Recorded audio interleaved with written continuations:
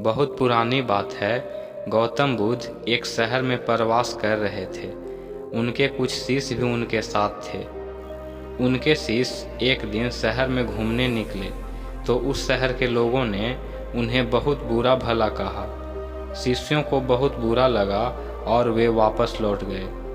गौतम बुद्ध ने देखा कि उनके सभी शिष्य बहुत क्रोध में दिख रहे हैं तो उन्होंने पूछा, क्या बात है, आप सभी इतने तनाव में क्यों दिख रहे हो?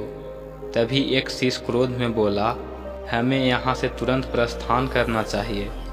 जब हम बाहर शहर में घूमने गए तो यहाँ के लोगों ने बिना वजह हमें भला बुरा कहा। जहाँ हमारा सम्मान न हो वहाँ हमें एक पल भी नहीं रहना चाहिए। यहाँ के लोग सिर्फ दुर्व्यवहार के सिवा कुछ जानते ही नहीं हैं। गौतम बुद्ध ने मुस्कुराकर कहा, क्या किसी और जगह पर तुम सद्व्यवहार की अपेक्षा रखते हो? क्या वहाँ तुमको भला बुरा लोग नहीं कहेंगे? इस पर दूसरा शिष्य बोला, इस शहर से तो भले ही लोग होंगे। तब गौतम बुद्ध बोले, किसी जगह को सिर्फ इसलिए छोड़ देना गलत होगा कि वहाँ के लोग दुर्व्यवहार करते हैं।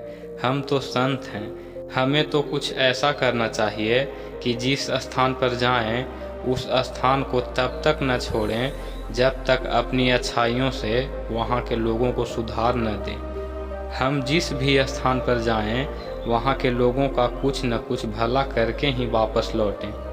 हमारे अच्छे व्यवहार के बाद वह कब तक बुरा व्यवहार करेंगे? आखिर में उन्हें सुधरना ही होगा। वास्तविकता में संत का कार्य तो ऐसे लोगों को सुधारना ही होता है।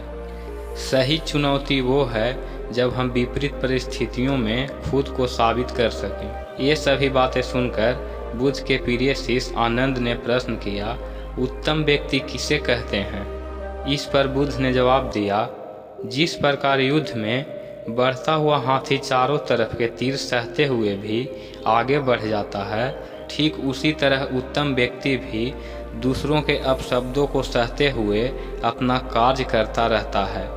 खुद को वश में करने वाले प्राणी से उत्तम कोई और नहीं हो सकता। गौतम बुद्ध की बात शिष्यों को अच्छी तरह से समझ में आ गई और उन्होंने वहां से जाने का इरादा त्याग दिया।